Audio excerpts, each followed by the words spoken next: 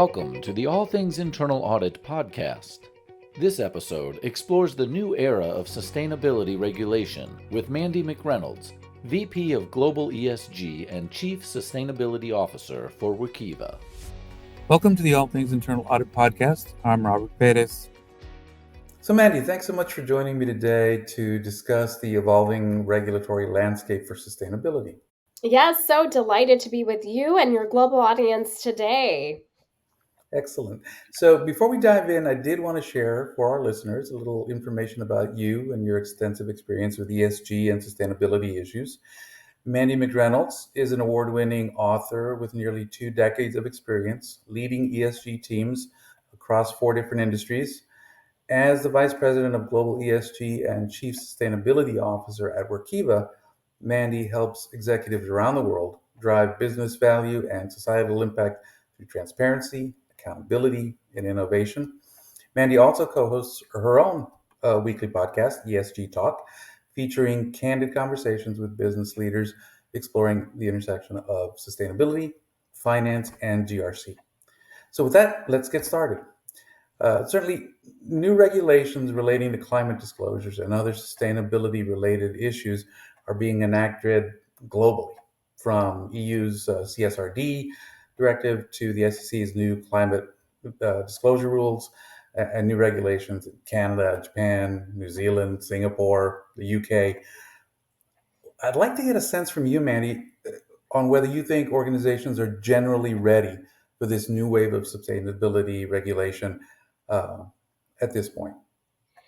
I don't believe that organizations are generally ready right now. And let me give you some examples. As we think, you kind of rattled off the list of regulation around the globe. And I share with individuals what we have to think about is ESG and sustainability regulation is following the wave of tax regulation. So you have global agreement of tax, but it differs based on country, region, state to state. And we're seeing the same thing happen with environment, social, and governance regulation. And so Workiva conducted an executive benchmark study of integrated reporting. And it was over 900 practitioners in this area across ESG, risk, and finance responsible for reporting. And over 74% of the executives said that they think that it's going to get far more complex over the next year. So I think this idea of how do we take this complexity, what are the opportunities for teams and technology and teachers or consultants to help simplify it? And how do we know that the complexity is probably going to continue, just like we've seen with tax? We have to then really align to this new standard as we move forward. So you talk about the complexity, but is that the most common challenge? Are there others? I think it's a piece where they're finding that component, but also what we're seeing across teams is the data is also a challenge, right? So the data disparity or the data that's different, the ESG data is different than the financial data that necessarily longstanding audit and finance teams have been used to connecting with or used to collecting. And I give this as a very practical example for internal auditors. We went through an internal audit experience. The EPA released new energy out to the company. You don't know the day that's going to come. Around Q1, it's going to come out, maybe, hopefully. But then that automatically changes all your calculations. And you have to make a decision as a team. Are you going to abide quickly to those new released EPA figures? And so your report is with the latest emissions, or are you going to change and have to recalibrate or restate or do all those things? Well, that's very different than the year closed, the fiscal year closed, or the quarter closed, and here's the cutoff. And so that seems like a very simple example, and it's way more complex as you get into some things being on meters and having to screenshot it and other pieces. But that's a tactical example of, hey, the key information you need for calculations, you have no control over when that's coming to your team. And now all of a sudden you as a team have to decide, once it's colliding with financial statements and financial regulations, how you're going to approach that methodology. And do you even change mid-internal audit to address that for external audit? Wow, that's a great example. And again, you talk about the complexity and frankly trying to almost develop a strategy on the fly. But are there two or three maybe key steps that people can take to best position their organizations to understand and prepare and ultimately comply with these new regulations coming down the pike? Absolutely. So the first thing I'll talk about is the talent. So I think the first step you've got to do is assemble the team. It's a team sport.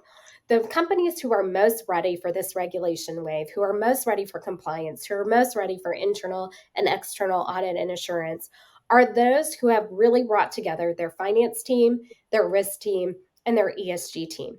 I can't tell you how much faster those teams go to being ready and regulation ready and for the complexity ready than the teams who they're still operating in silos all across the board.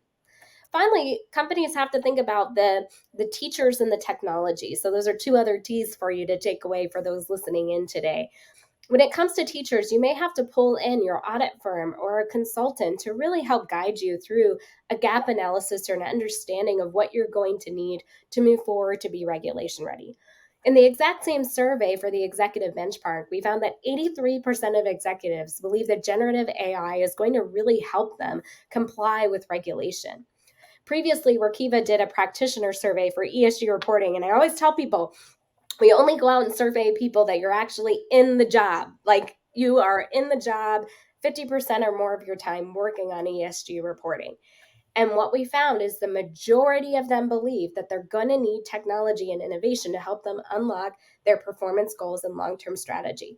So as a team, you really have to think about what is it you're going to do together to be regulation ready? What are the teachers you might need to bring in to help you be prepared? And then ultimately, you're going to have to get there with the right tech stack and right innovation and evaluating that together as you move forward. Yeah, those are great tips, and I definitely want to get back to the issue of leveraging technology here in a little bit. But I did want to touch on, we talk about how you can prepare as an organization, but I did want to get a sense from you how you believe regulators and lawmakers see the roles of the different sort of pillars of governance that we talk about. The board, executive manage, those who provide assurance. Well, I think this is often, and Robert, kudos to you, an overmissed part of the law and the regulation. I often hear so many commenting on the quantitative side, right? I gave the EPA example in an earlier comment, but we cannot forget the qualitative side. So much of this regulation is about the governance in your own company. And so at Workiva, one of the things we have is an executive task force where our executives, who are each a part of a different part of the ESG work streams and material issues, come together on a regular basis to talk about our strategies, our outcomes, and how we're moving forward together as a company to meet those publicly facing targets and are integrated across our company. We also report into the board, into the nominating governance committee of the board on a regular basis. Now, one thing that was interesting about Workiva as a company is that part of the board meeting, any board member could come and attend. So it really created an opportunity of education for those board members who were interested in learning more about the ESG strategy, and most of them ended up coming anyway. And then the next year, we took each one of the board charters and we began to allocate what is the part of the ESG strategy that that committee of the board is responsible for in governance. So, for example, it doesn't make sense for the non-gov committee to think about the audit and the financials and the regulations and the controls of your ESG reporting. That makes sense for the audit committee of the board. When we think about compensation, that's really not non-gov, that's a compensation committee. So I think what you're going to start to see over the course of time as organizations mature is they're going to look and see what are the portions of the board and charters of the board that are really going to be responsible for key parts of environment, social, and governance working across their whole business. And I think regulation with that qualitative requirements and the question around governance are going to start to drive those conversations and actions forward. So before we move off the governance aspect, I did want to ask you, how do you believe lawmakers and regulators see internal audit? Are they the default provider of assurance in their minds? Oh, I don't ever pretend to think that I know exactly what a lawmaker believes. We often forget that they are common people like ourselves, right? What I can say is with the lawmakers, when you look at the SEC, it was one of the largest commented upon regulations in the history of the SEC. I think over 24,000 comment letters. I think what's interesting is if you look at the regulation as it came out on climate, I scrolled through and I started to do searches for organizations and associations around the core parts of the law and who did the lawmakers listen to or use as their comment letters at reference points. And I think this is really key for organizations to understand. If there's an ESG regulation, whatever jurisdiction you're in, it might be to your benefit to partner with an organization or an association that is really commenting on the assurance laws, because that is who is listened to in a lot of the comment laws and a lot of the pieces. We've been a part of, sometimes there's government exploratory groups where they'll come and they'll just say, hey, based on your customer base, Workiva, based on technology that you use, what are some of your thoughts? What are you learning as you work with companies in global regulation compliance? That's very rare. You don't see that every day, but often they're coming to associations to educate them. So my first line of advice is just look at the comment letters and see who was listened to. And you'll see like an XBRL tagging, XBRL International, XBRL USA. Those are the ones that we're coming at. And Workiva participated with those associations in shaping the letters and shaping the comments and the pieces because we're well informed and being the number one tech provider for XBRL. So I encourage people, think about your associations as great guidance, but also think about them as an opportunity to help shape the regulation around the world. So, as I mentioned earlier, I do want to get into more of a discussion on technology, and it's important to point out that Workiva was born not long after passage of Sarbanes-Oxley in 2002, offering cloud-based compliance platform so that obviously you folks have considerable knowledge on and experience on technology that supports automation of data collection and reporting. So how should organizations leverage technology to support compliance when it comes to sustainability regulations? Well, I think when it comes to compliance, I think you've got to think about three things. One, what is your single source of truth? That's a big piece. This is disparate data coming from all different types of source systems, all different types of subject matter experts across your company. We're a mid-sized, small company, 2,500 employees. We have over 70 plus SMEs that provide us data for our ESG regulation and reporting, right? Wow. So you have to think about that single source of truth. The second piece is you have to think about a platform that's really audit ready and can work across your finance, your risk, and your ESG data. If you don't have that, you're going to end up doing duplicated work. You're going to end up pulling from different source systems or different reporting that's not necessarily going across all three of those platforms as you think about it. So it's important for that. And then the final piece is built for auditors. I think we often forget that as you push your ESG data out, is it in an audit book format that speeds up the audit? Is it information that your auditors can easily find and it feels built for you? You can speed through that audit process. You're not necessarily weighing through the audit process like, wait a minute, let me go find the screenshot of the screenshot of the screenshot. But it's actually put into a format that helps that audit process go quickly for you. Interesting enough, I had an auditor tell me a couple weeks ago, they were like, we love the accounts that have technology. We actually fight to get on the accounts that have technology. And I think about that, and I'm like, would you rather have unhappy auditors start off of like, oh, they're in spreadsheets, your initial audit, or someone who's like, oh, you have a platform, you have it all in, an easy place, that automatically starts your audit off on a very different tune. And so I do share with people, sometimes that's not, you can calculate the ROI, you can calculate the speed of the audit, you can calculate all of those things. But just to even start with a happy auditor, I think is a really good piece. I don't know about you, Robert, if you think about it that way. That makes a great deal of sense. So obviously, any discussion about technology nowadays has to include an exploration of where artificial intelligence fits in or will fit in the future. So give me your impression of what AI can do for compliance and reporting automation. Yeah, I think there's two lenses that I take to this. So one lens is we have to think about those that are using AI. in order to evaluate your company. And I said, sometimes we forget about that, right? So I think regulators are still trying to figure it out, so I just put it that way. What's interesting in the benchmark survey is we found that the majority of institutional investors, regardless of backlash, they're going to move forward. Over 80% are going to move forward and use environment, social governance factors to evaluate a company. So they've been using for a really long time AI, bot scraping, many other tech tools to evaluate a company as a first pass before it goes to a human. And so I do share with people, it's like, we're going to be a little bit naive if we think that AI isn't going to be used by investors. But pause for a moment and think about that public disclosure that you have for environment, social, and governance. How many of your future employees are going to just, rather than scrape your website, go into ChatGPT and say, what does Workiva think of XYZ social topic or XYZ environmental issue? So we have to think about how stakeholders are going to use AI, because they will.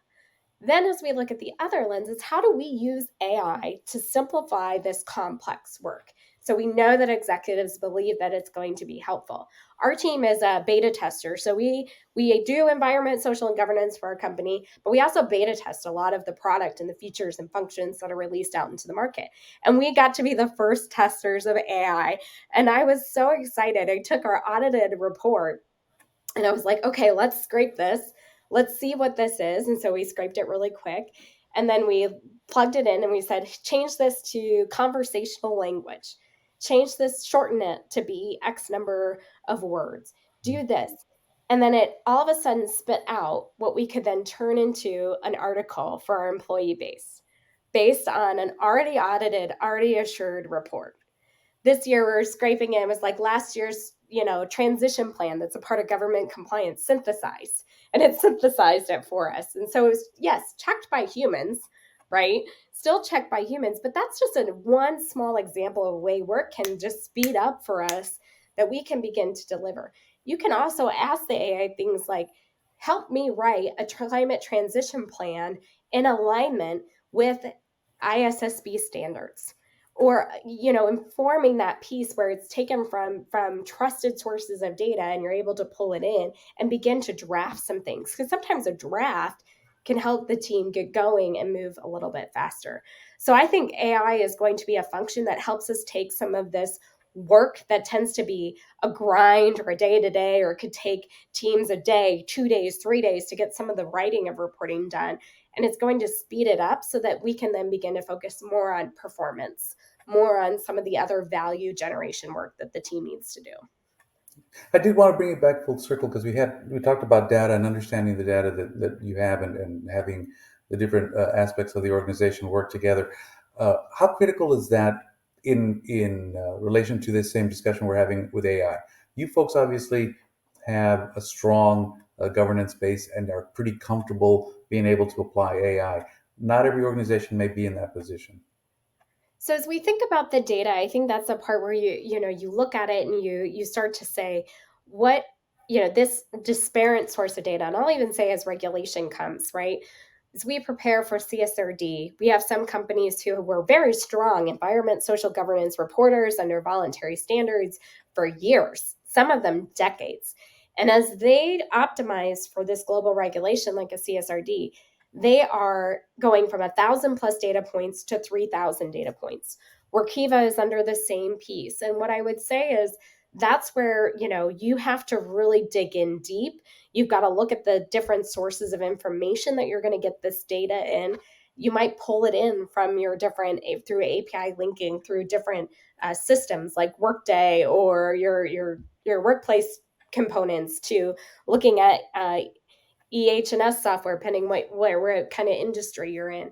And you got to still have that single source of truth of data that you can trust, that's ready for an auditor. Because can you imagine sending an auditor and be like, hold on a second, let me see about you going over here and accessing Workday. Hold on a second, let me, it's just like they have to have that finite source of truth that can really get at the data sources that you need, that you can trust. And your teams need that in order to meet your performance goals. So think about the targets or the values that your organization has. You want that trusted source of data so you can make great decisions. So in closing, so what can we expect to see in the future in terms of sustainability reporting requirements or regulations? I think you're going to see more of this collide. So, one of the notes around materiality in the SEC, I think, Mm. is important. It can't be overlooked. We see that in the CSRD as they look at risk and some other elements of that regulation. We have to remember that financial transformation and sustainable transformation are colliding together, ultimately to help organizations articulate what is their long-term opportunity, risk, and cost as it relates to different environment, social governance factors. And so I do think that that's a really big key is we have to say in the future, I think you're going to see things start to tick in time more, especially with double materiality on the table in some regulations. You're going to have to prove what is the societal impact and what is the financial impact.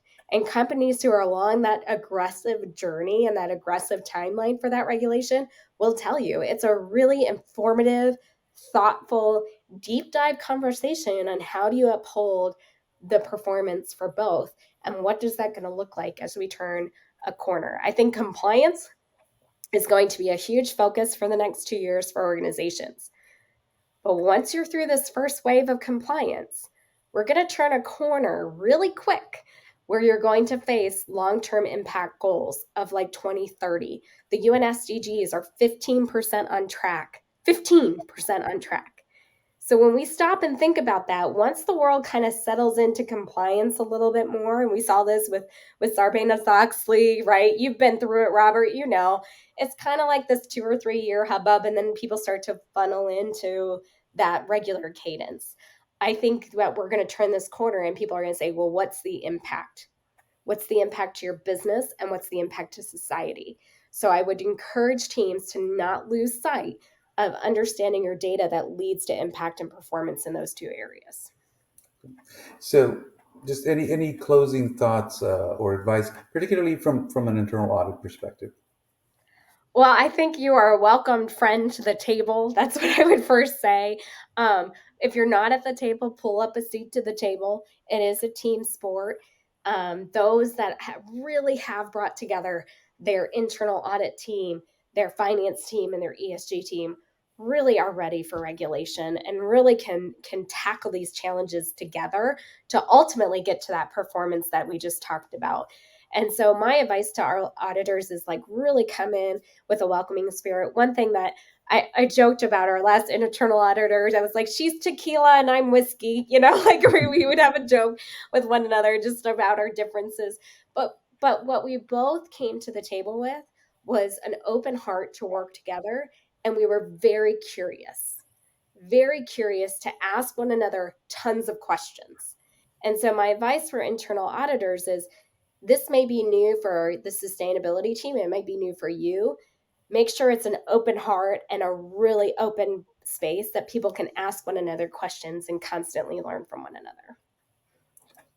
So, thank you again so much, Mandy, for taking time to join us on All Things Internal Audit podcast. Clearly, sustainability remains a dynamic and evolving risk area. So, I hope we can have you back in the future and share some additional insights. I'd love to, Robert. Such a pleasure to be with you and your global audience today. Thanks again, man. Sustainability Audit Risk Assurance Virtual Conference. Go above and beyond ESG on June 20th, designed to provide a greater understanding of the current ESG regulatory environment.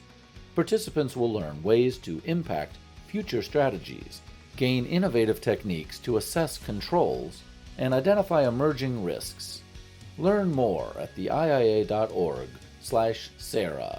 That's THEIIA.org/SARA. If you like this podcast, please subscribe and rate us. You can subscribe wherever you get your podcasts. You can also catch each episode on YouTube or at theiia.org. That's THEIIA.org.